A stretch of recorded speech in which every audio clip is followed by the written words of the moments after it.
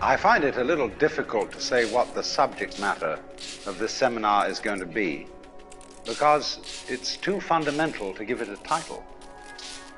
I'm going to talk about what there is. Now, the first thing, though, that we have to do is to get our perspectives with some background about the basic ideas which influence our everyday common sense, our fundamental notions about what life is about. Ideas of the world which are built into the very nature of the language we use and of our ideas of logic and of what makes sense altogether. And these basic ideas I call myth, not using the word myth to mean simply something untrue, but to use the word myth in a more powerful sense. A myth is an image in terms of which we try to make sense of the world.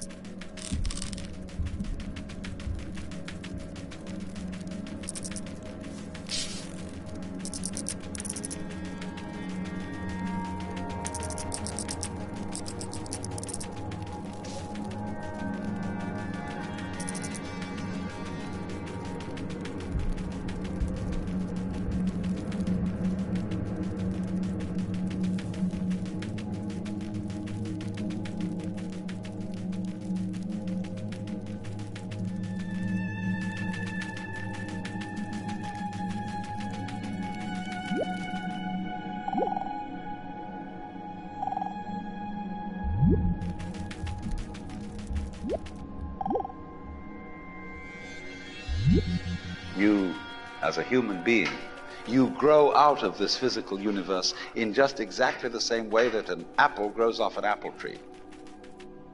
So let's say the tree which grows apples is a tree which apples, using apple as a verb. And a world in which human beings arrive is a world that peoples. And so the existence of people is symptomatic of the kind of universe we live in.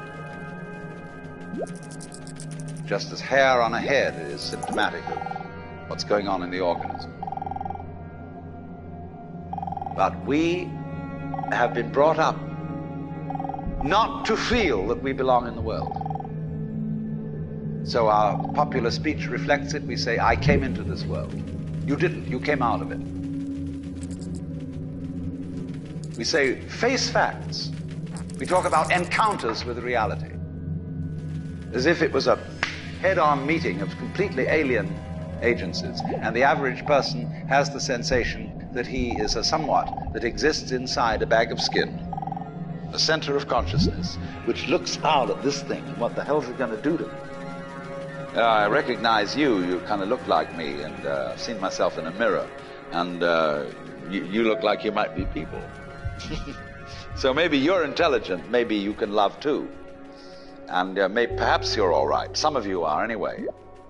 You've got the right color of skin, or you have the right religion, or whatever it is, you're okay. But there are all those people over in Asia, Africa, and they may not really be people. When you want to destroy someone, you always define them as unpeople.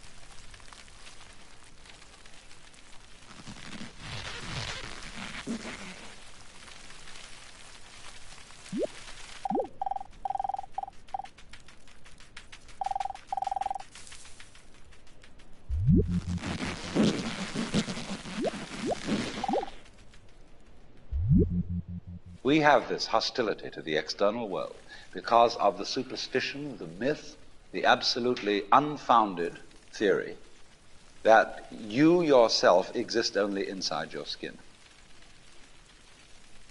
Now, I want to propose another idea altogether. Billions of years ago, you were a big bang. But now you're a complicated human being. But so we define ourselves as being only that. If you think that you are only inside your skin, you define yourself as one very complicated little curlicue, way out on the edge of that explosion, way out in space and way out in time. And then we cut ourselves off and don't feel that we're still the Big Bang. But you are. Depends how you define yourself. You are actually, if this is the way things started, if there was a Big Bang in the beginning, you're not something that is a result of the Big Bang. You're not something that is a sort of puppet on the end of the process. You are still the process. You are the Big Bang, the original force of the universe coming on as whoever you are. See, when I meet you, I see not just what you define yourself as, Mr. So-and-so, Miss So-and-so, Mrs. So-and-so. I see every one of you as the primordial energy of the universe coming on at me in this particular way. I know I'm that too. But we've learned to define ourselves as separate from it.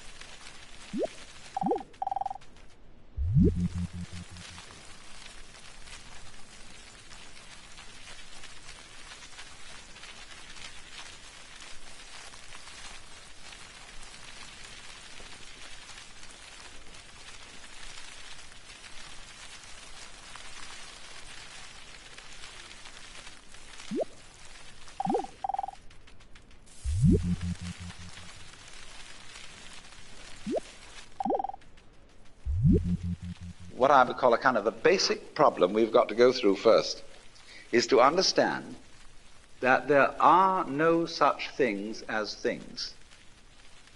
That is to say, separate things. That is only a way of talking.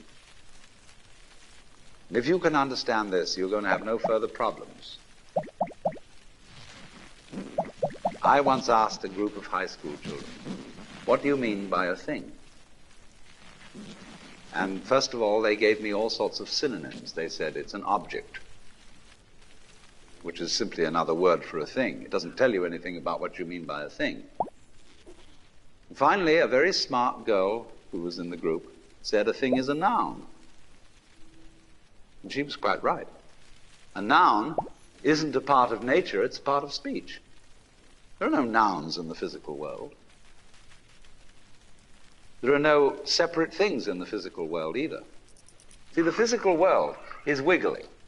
The clouds, mountains, trees, people are all wiggly.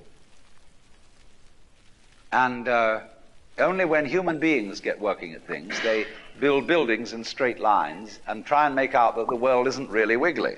But here are we sitting in this room all built on straight lines, but each one of us is as wiggly as all get out.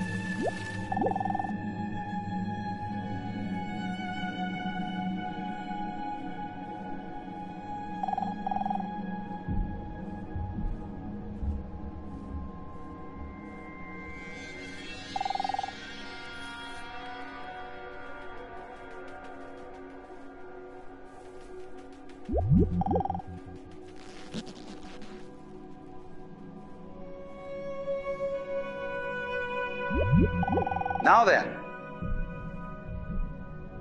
when you want to get control of something that wiggles, it's pretty difficult, isn't it? You try and pick up a fish in your hands, and the fish is wiggly and it slips out. What do you do to get hold of the fish?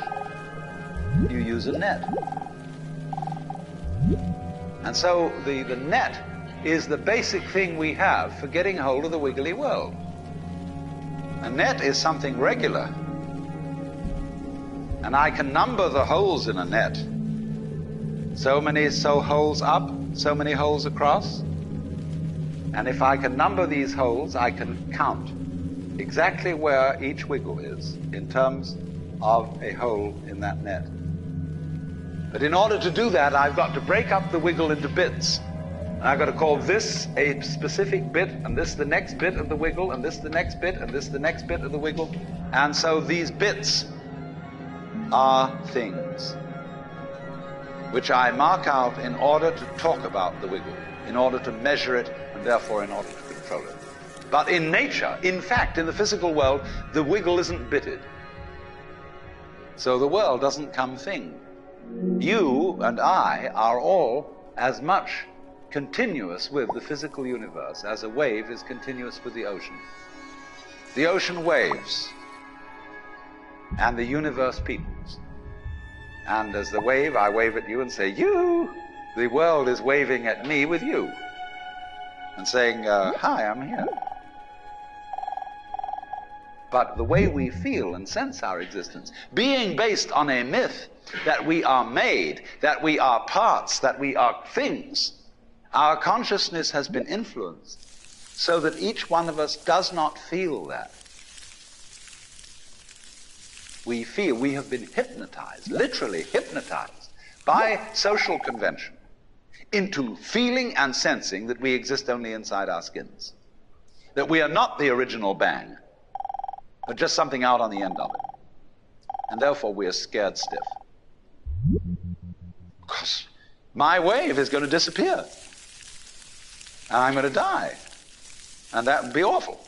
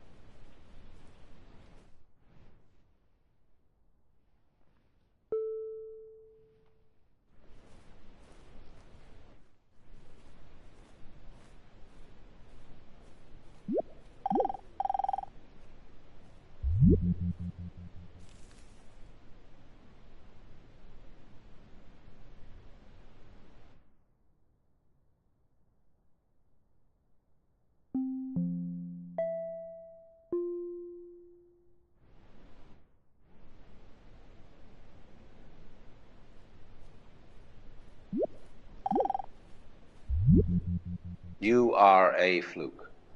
You are a separate event. And you run from the maternity ward to the crematorium, and that's it, baby. Now, why does anybody think that way? There's no reason to, because it isn't even scientific. It's just a myth. And it's invented by people who wanted to feel a certain way. They want to play a certain game. Camus said there is only really one serious philosophical question, which is whether or not to commit suicide. Should you or not commit suicide? This is a good question. Why go on? And you only go on if the game is worth the count. Now, the universe has been going on for an incredible long time. And so really, a satisfactory theory of the universe has to be one that's worth betting on.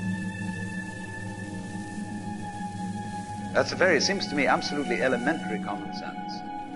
If you make a theory of the universe which isn't worth betting on, why bother? Just commit suicide. But if you want to go on playing the game, you've got to have an optimal theory for playing the game.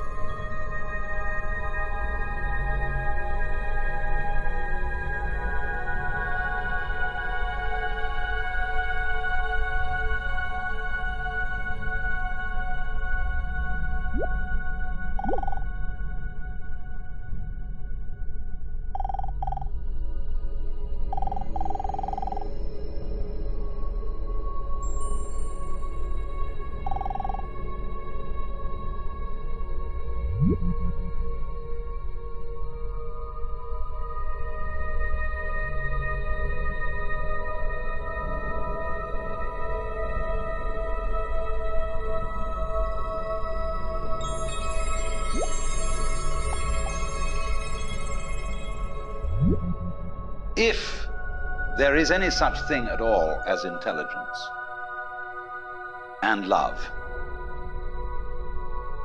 and beauty, well, you found it in other people. In other words, it exists in us as human beings. And as I said, if it is there in us, it is symptomatic of the scheme of things. We are as symptomatic of the scheme of things as the apples are symptomatic of the apple tree or the rose of the rose bush.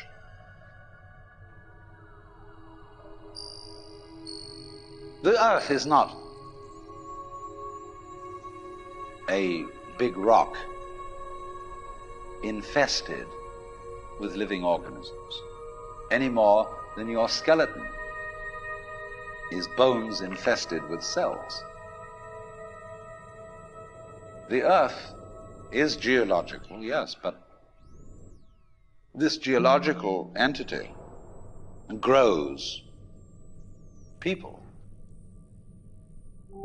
And our existence on the earth is a symptom of the solar system and its balances, as much as the solar system in turn is a symptom of our galaxy.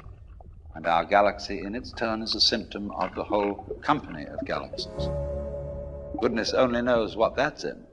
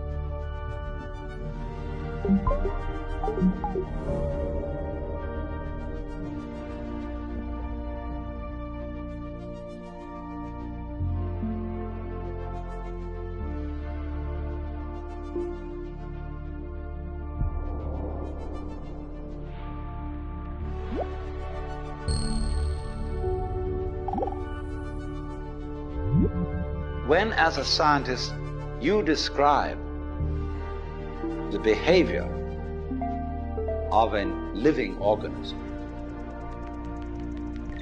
you try to say what a person does. It's the only way in which you can describe what a person is. Describe what they do. Then you find out that in making this description, you cannot confine yourself to what happens inside the skin. In other words, you can't talk about a person walking unless you start describing the floor. Because when I walk, I don't just dangle my legs in empty space. I move in relationship to a room. And so in order to describe what I'm doing when I'm walking, I have to describe the room. I have to describe the territory. So in describing my talking at the moment, I can't describe this just as a thing in itself, because I'm talking to you. And so what I'm doing at the moment is not completely described unless your being here is described also. So if that is necessary, if, in other words, in order to describe my behavior, I have to describe your behavior and the behavior of the environment, it means that we've really got one system of behavior. That what I am involves what you are. I don't know who I am unless I know who you are.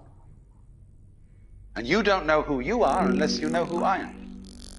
In other words, we're not separate. We define each other. We're all backs and fronts to each other. We and our environment, and all of us and each other, are interdependent systems. We know who we are in terms of other people. We all lock together. And this is, again and again, the serious scientific description of how things happen. And any good scientist knows that what you call the external world is as much you as your own body.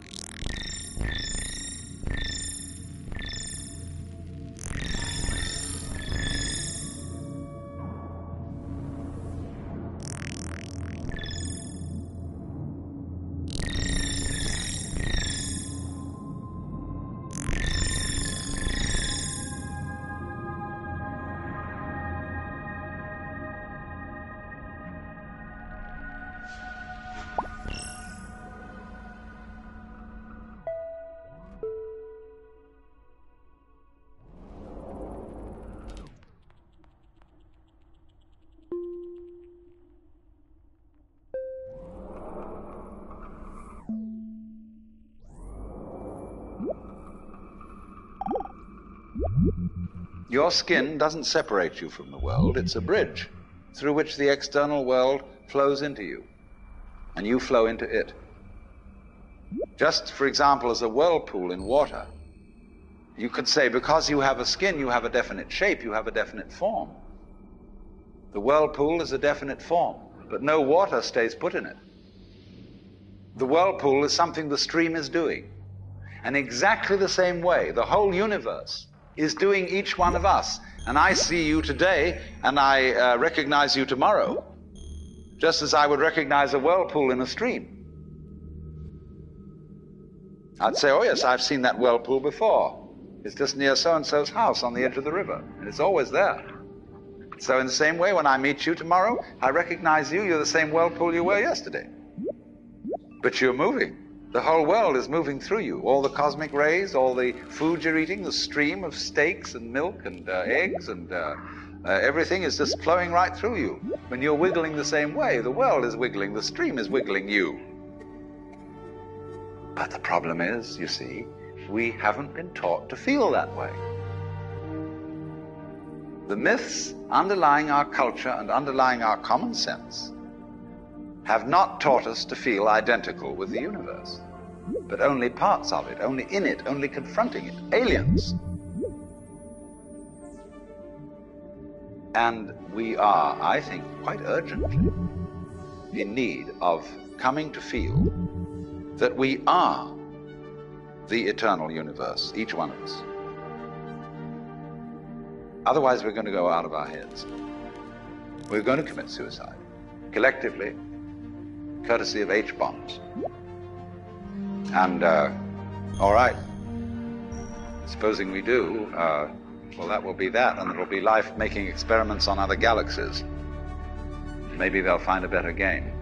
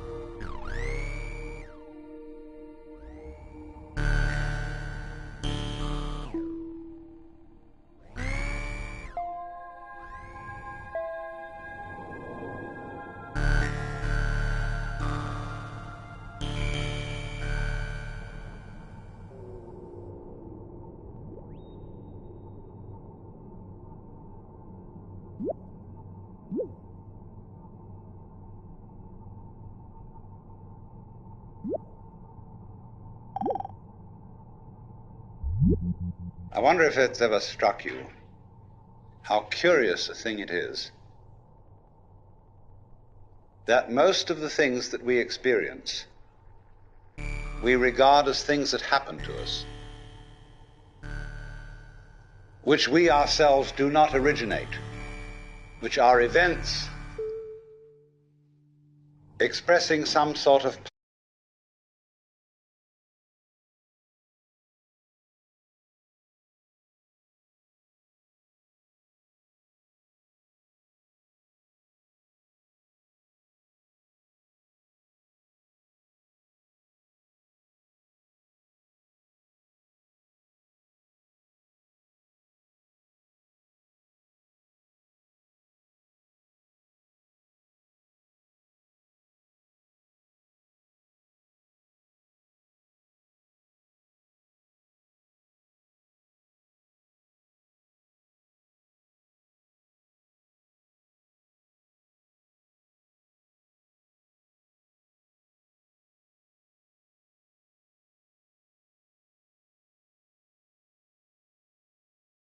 or activity that is external to ourselves.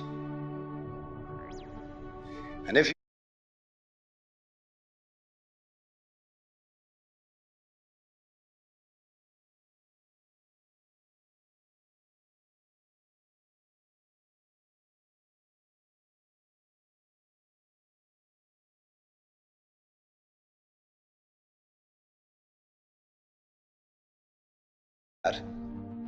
you realize that what you mean by yourself is rather narrowly circumscribed. Even events that go on in our own bodies are put in the category of things that happen to us in the same way as things that go on in the world outside our skins. If there's a thunderstorm or an earthquake, well, it happens to you. You're not responsible for it. But so in the same way, when you have hiccups, you didn't plan on it. If you have belly rumbles, you had no intention of doing it. And as to the catastrophic act of getting born, well, you had nothing to do with that. And you can spend all your life blaming your parents for putting you in the situation in which you find yourself. And this way of looking at the world in this sort of passive mood as something that happens to you goes right down to our general feeling about life. It goes down to the way in which we have been accustomed to look at human existence as a precarious event in a cosmos that, on the whole, is depicted as being completely unsympathetic and alien to our existence.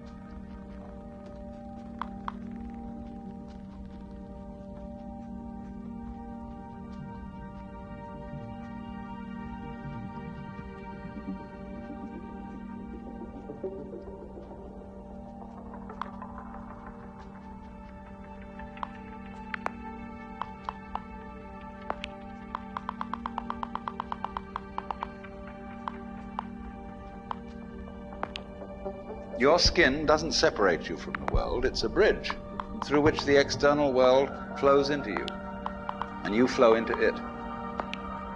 Just, for example, as a whirlpool in water, you could say because you have a skin, you have a definite shape, you have a definite form. The whirlpool is a definite form, but no water stays put in it. The whirlpool is something the stream is doing. And exactly the same way, the whole universe is doing each one of us. And I see you today, and I recognize you tomorrow, just as I would recognize a whirlpool in a stream. I'd say, oh yes, I've seen that whirlpool before. It's just near so-and-so's house on the edge of the river, and it's always there. So in the same way, when I meet you tomorrow, I recognize you, you're the same whirlpool you were yesterday. But you're moving. The whole world is moving through you. All the cosmic rays, all the food you're eating, the stream of steaks and milk and eggs and everything is just flowing right through you. When you're wiggling the same way, the world is wiggling, the stream is wiggling you. But the problem is, you see, we haven't been taught to feel that way. The myths underlying our culture and underlying our common sense have not taught us to feel identical with the universe, but only parts of it, only in it, only confronting it, aliens. And we are, I think, quite urgently in need of coming to feel that we are the eternal universe, each one of us. Otherwise, we're going to go out of our heads. We're going to commit suicide, collectively, courtesy of H-bombs. And All right. Supposing we do, well, that will be that, and it'll be life making experiments on other galaxies. Maybe they'll find a better game.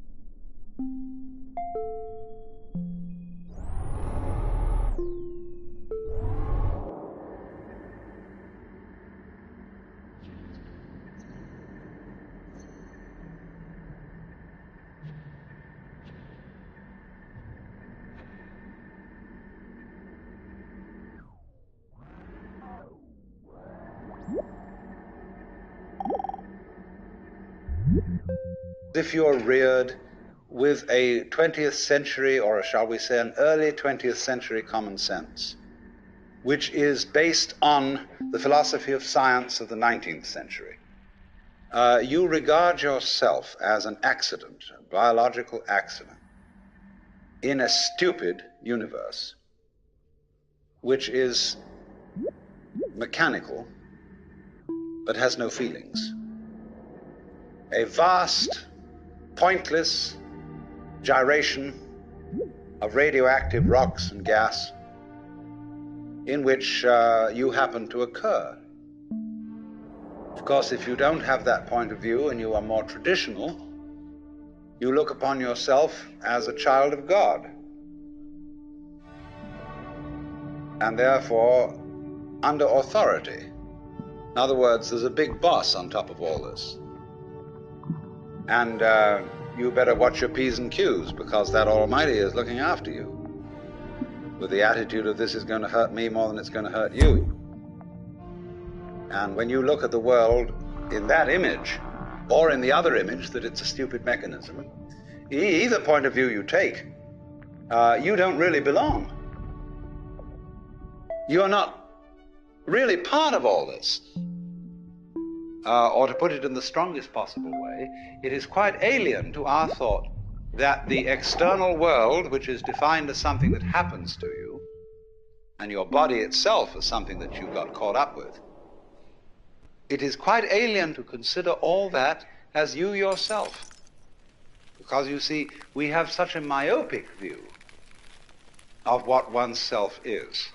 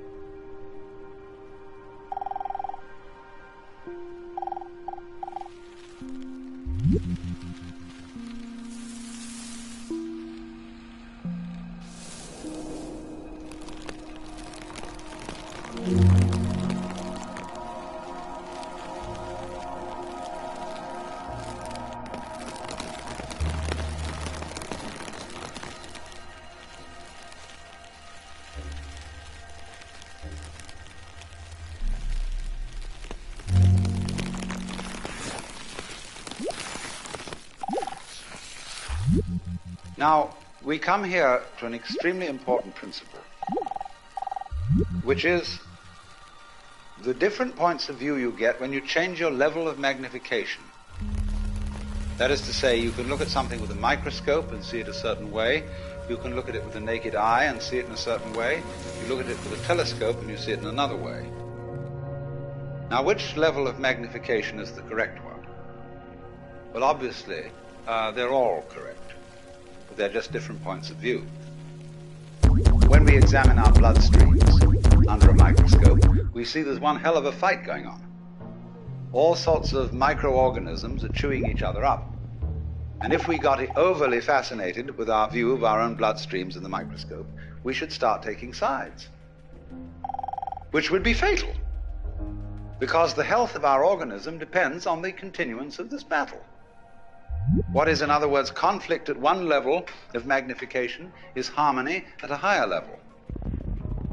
Now, could it possibly be, therefore, that we, with all our problems, conflicts, neuroses, sicknesses, political outrages, wars, tortures, and everything that goes on in human life, are a state of conflict which can be seen in a larger perspective as a situation of harmony?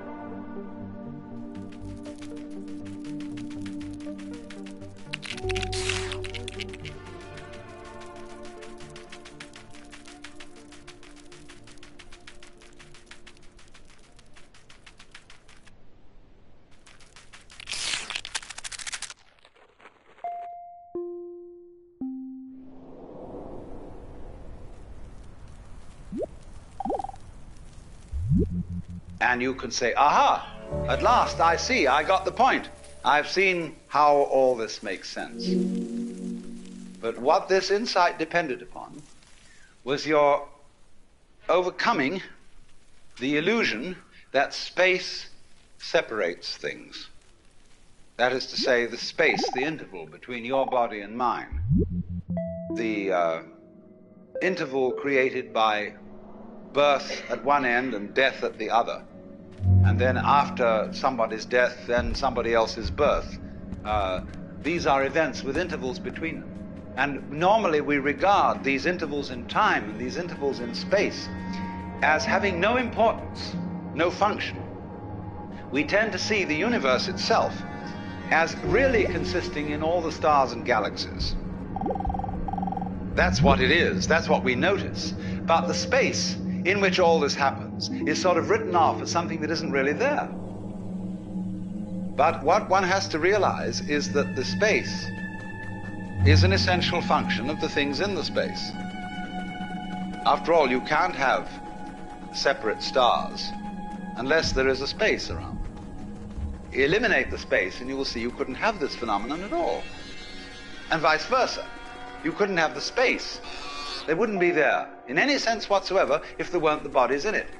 So the bodies in the space and the space are two aspects of a single continuum. They're related together in exactly the same way as a back and a front. And you just don't get one without the other.